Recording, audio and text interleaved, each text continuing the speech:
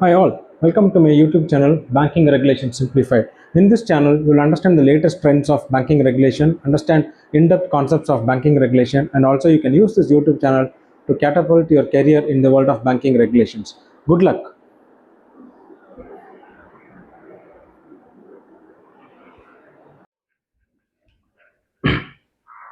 Hi all, welcome to another video in our channel Banking Regulation Simplified. Today's video is about Basel III Accords. We had seen in an earlier video a high-level overview. Today's video will be an in-depth explanation of the features or the functionalities under the Basel III Accords. So this will be a slightly longer video, but I bet it will be worth your time. And just in case if the slides are not clear, I will attach a copy of the slides towards the end of the video. Now let's get into the video. Okay, Basel III, like I had said earlier, was promulgated in 2010 and around in the aftermath of the 2007-8 crisis and implemented between 2010 to 2017. In some of the major regimes like US and UK, we are still in Basel III.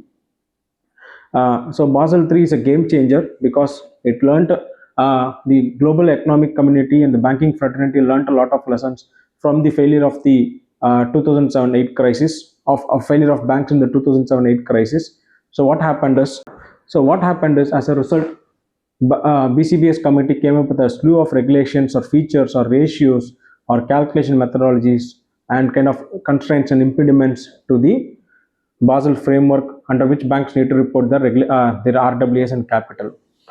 So it was a game changer and has made the global banking fraternity economy a lot safer and healthier and has substantially increased the levels of capital held by banks. So this recent proof to that point is the COVID-19 crisis, where banks had to deal with a sudden crisis, a heavy and a huge blow. Where it was kind of a double whammy, where there was lesser inflows and a lot of outflows at the same time default, and everything came to a crippling stop. So banks used the capital ratios or buffers they had to stem out of the COVID-19 crisis and back to normalcy.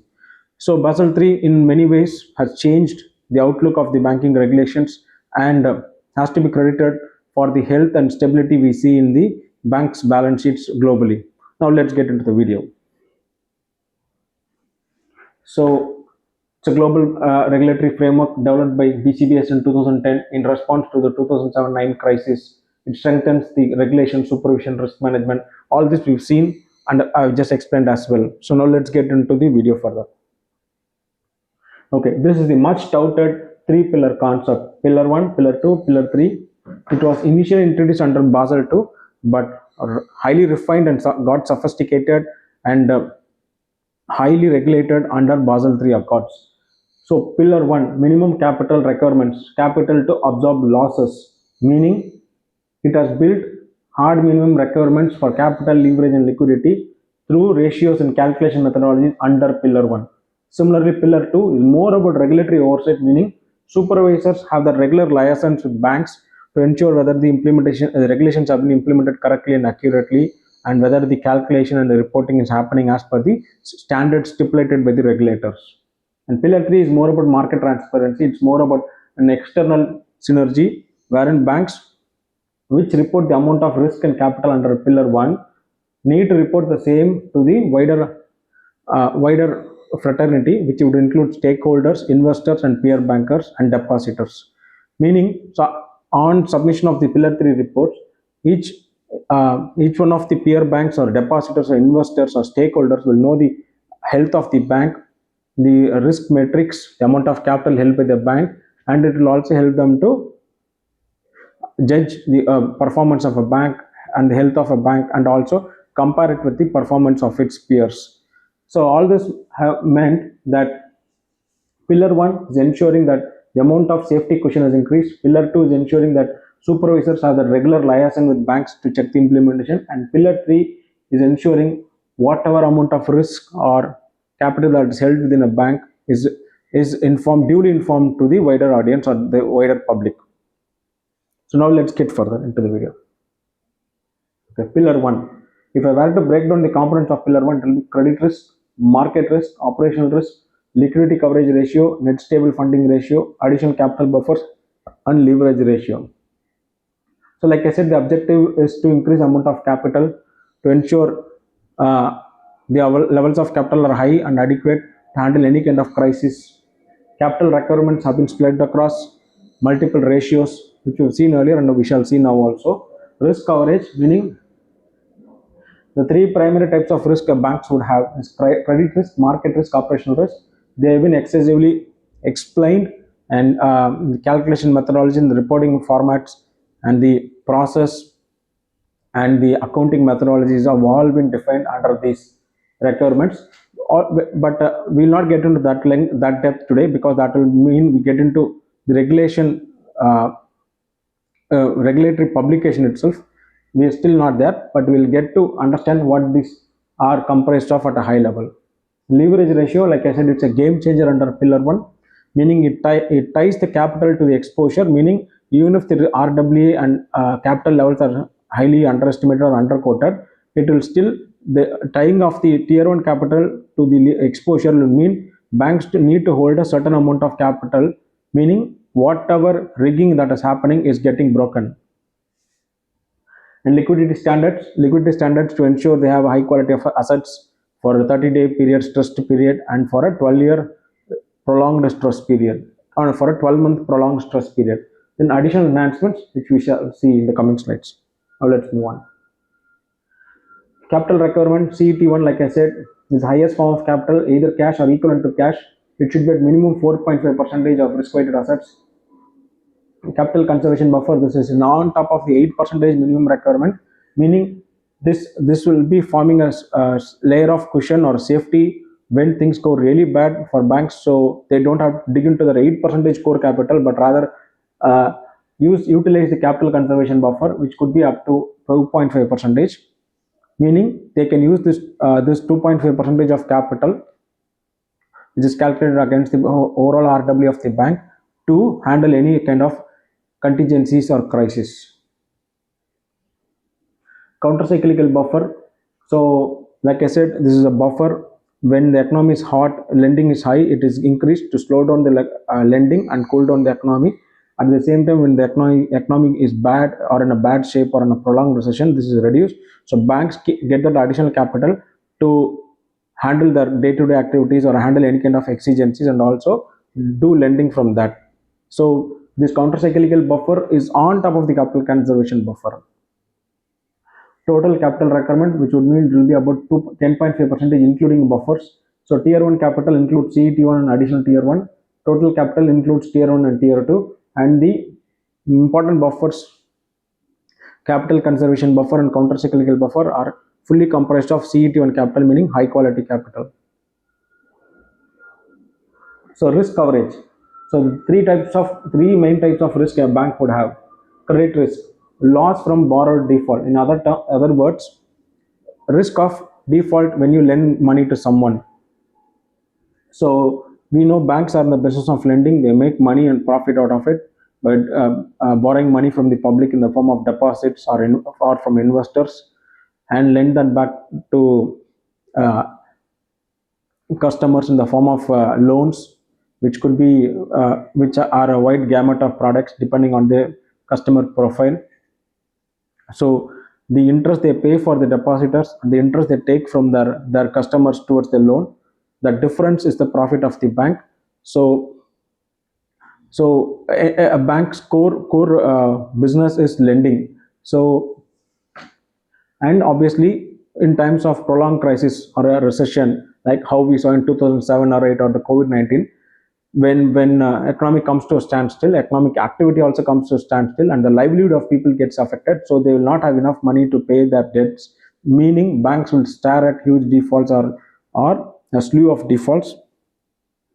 So in those so that kind of a situation, where then they will default on their obligations or commitments towards a bank where they have taken loan.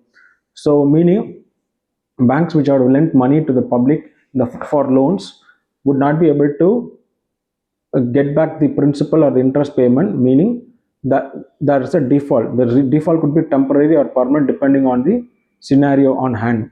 But nevertheless, it is called as credit risk, meaning the core bread and butter, the core business of a bank gets impacted due to unexpected scenarios. So, but however, banks have to still survive and move on, So that there is an element of risk in this, which is lending, which is the core activity of a bank. So the amount of risk involved in the lending, which could be either due to default, which could be temporary or permanent, has to be calculated and quantified in the form of risk-weighted assets. That is the very ideology behind credit risk. So there are three approaches for calculation of credit risk. One is standardized, then foundation internal risk, internal rating based, then advanced internal rating based. These are all sophisticated models, formula driven and calculation driven, and have been clearly explained by the regulation phrases. So we shall see each of these methodologies in the future videos, but let's now stick to the understanding of what credit risk and what are the methodologies. The next is market risk, loss from market fluctuations. We know of late last 20-30 decades, 20-30 years onwards, banks have started investing in the stock market or the equity market for their own reasons and for the on behalf of their clients. And markets are always subject to risk due to market volatility and fluctuations. So, meaning there's always a chance of losing profit or losing your principal or losing the money invested in the market due to market fluctuations, which are primarily dictated by investors, traders, and macroeconomic conditions. But nevertheless, money is at stake. So the money which is at stake, which is always facing a probability of loss or a whitewash due to market risks, needs to be quantified. Meaning, the amount of risk in losing the money invested in the market needs to be quantified for a bank, and the regulatory capital needs to be set aside. This whole process is known as market risk. Okay, so there are two methods. The first one is VAR, and the other one is incremental risk charge. So VAR stands for value at risk. And operational risk. So banks are a huge business setup, involve a lot of process and people and systems and machinery. So there is always a chance of an error happening somewhere, either advertently or inadvertently. So nothing. So the motives or intentions could be good or bad, or probably uh, due to an unknown error. But nevertheless, there will be always a loss which will be incurred due to a process which has gone wrong, either through human intervention or through a process overlook, or probably through a logic gaps in the systems. But nevertheless, this will still have an impact because banks deal with money, which could be either for lending, processing, transaction, or transfer, anything. So whenever there's an error in any of these processes, means there is money which has been lost. So that loss needs to be quantified and declared. So that loss is known as operational risk, and the methods to quantify are known as basic indicator, standardized, and advanced measurement. Okay, and these three risks are the primary components of risk under pillar 1. And if you see, for any bank, they would have quantified the risks in these three buckets, and the overall regulatory capital for the banks is calculated as a percentage of these three risk weighted assets, meaning the sum of credit risk, market risk, and operational risk is the total RW of a bank, and the capital is a percentage of that risk weighted asset. So the percentage is the 8% core capital, then the capital conservation buffer of 2.5%, counter cyclical buffer of up to 2.5%, then the buffers for globally systematically banks are up to 2.5%. So we are looking at a capital ratio of anywhere between 10 to 17% for each banks, which will be a percentage of the sum of these three risks. So this is the cornerstone or the crux of the Basel Accords. And though these names may sound similar or may look simple on paper, when we get into the actual calculation methodologies and how these are done and reported, you'll understand or probably appreciate or probably be amazed at the amount of sophistication and complexity involved, which we shall see in the upcoming videos. Okay, leverage ratio, like I said, it's a game changer. So it's so you can rig the amount of risk-weighted asset in your balance sheet, then undercode the capital against it as a percentage of it. But nevertheless, you can try to rig the system to reduce the amount of capital you set aside to ensure that you can use that capital for your business activity or for your business growth. But that will defeat the very purpose of Basel Accords. Hence, for that purpose, what they have done is they have created something known as leverage ratio, which will link the total tier 1 capital, which includes CET1 plus AT1, to the amount of exposure held in a bank, and the leverage ratio should be minimum at 3%, and it includes off balance sheet exposure. So during 2007-8 crisis, a lot of off balance sheet uh, uh, exposures were not properly calculated, meaning unused limits on credit cards and corporate loans and overdrafts. So in times of crisis, this was the first resort for many people to use their unused balances and credit card or OD, and that actually increased the amount of exposures and compounded the amount of risk RWA, and hence the capital which was allocated was very minimal to handle that scenario. So the leverage ratio for the exposure value will include the off-balance sheet exposures. So this is a very smart move from an accounting perspective, and it also acts as a chain which will hold back excessive leverage by linking the capital to the exposures. Now let's move on. So liquidity standards. This is a liquidity coverage ratio which should ensures that you hold high quality liquid assets for a 30-day stress period. So this is primarily a sum of inflows and outflows, and it needs to be kept at greater than or equal to 100%. Net stable funding ratio for a 1 year horizon. So this ensures you reduce reliance on short-term wholesale lending, which will be expensive and also difficult to get during liquidity crisis or a recession. Okay, so now we come to pillar 2. So pillar 2, like I said earlier, is more about supervisory review process. So there is something known as internal capital adequacy assessment process, ICAP, supervisory review and evaluation process, SREP. So it's more about the liaison between the supervisors or the regulators with the banks to check the implementation and the obligations and how the regulations have been adhered correctly. So it involves ICAP, SRA, certain risks covered beyond Pillar 1, supervisory actions, and emphasis on dialogue and transparency.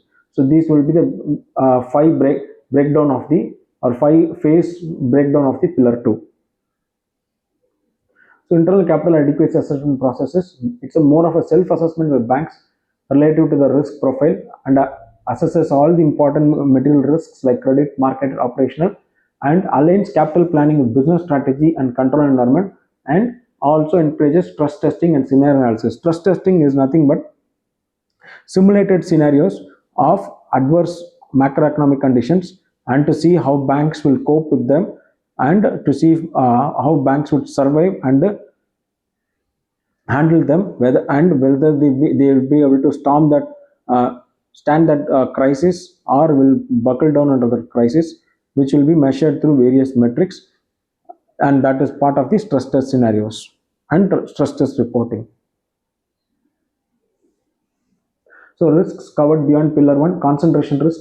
So exposure to single counterparties or sectors is never good, because if you are going to be solely dependent on one particular geography or one particular set of customers or one particular big customer or one certain sector, when things are good, it will be good. When things are bad, it will directly impact you. So that is known as concentration risk.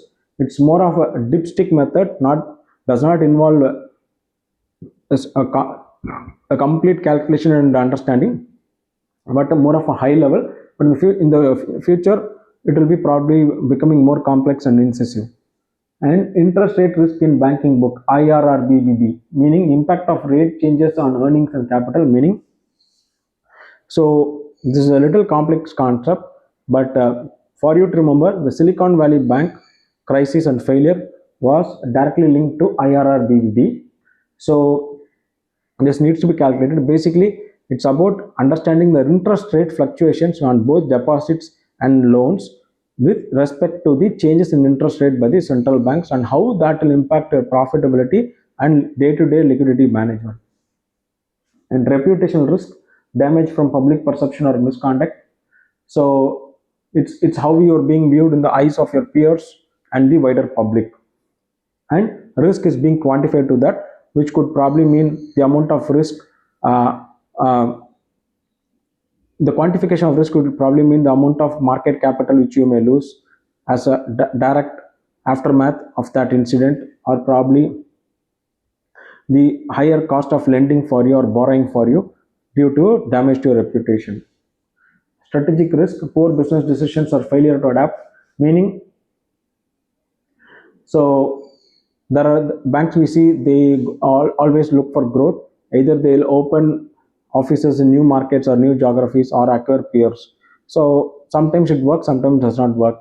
So how good that decision is for from a strategic perspective or from a long-term perspective is very important for the investors and the depositors and the wider public. So if something is right or wrong from that lens, this needs to be done. And something, if something is wrong, then that is quantified or qualified as a strategic risk. And liquidity risk, inadequate funding or inability to meet obligations, meaning uh, let's take an example of a bank run wherein public loses its trust in a particular bank or a particular country. So what would happen is they will, the first thing they will do is go and pull out all the deposits kept in the bank, because they fear the existence and they're expecting wars to come. In such kind of a scenario, no bank will have enough money to handle to pay out all of its depositors. This is known as a bank run. The other scenario is, let's take the example of 2007-8 or COVID-19 crisis, where banks needed short-term funding to handle both defaults and to pay the depositors and to ensure they keep going through paying salaries and maintenance costs. So in such a scenario, all banks should be in the same scenario, and liquidity will be expensive and difficult to get. So they always need to keep some amount of liquidity aside to handle such kind of a scenario, which could happen anytime, considering the complexity and the amount of risk involved. So there are certain ratios like LCR and NSFR, which quantifies the amount of liquidity required, but still things may always go out of hand. So those scenarios need to be understood and quantified. That is known as liquidity risk. Now let's move on. So supervisory action. So they come and visit or probably audit each bank to check their deployment of or implementation of regulations. So what they do is, when they study how it is calculated and reported, they may come up with certain observations which could be minor or major. So accordingly, they would suggest improvements in the risk management and governance and mandate additional capital buffers, enforce changes in business strategy or internal process, monitor emerging risks and ensure timely intervention. So emphasis on dialogue and transparency. Some banks will fall behind the curve for many reasons in the in their regulatory obligations. So such times, the regulators need to have a close watch and ensure constant dialogue with these banks till they meet the minimum norms. So that would mean an active dialogue and a kind of a coordinated effort between the regulator and the bank. So all that would fall under the ambit of Pillar 2. So we are in Pillar 3.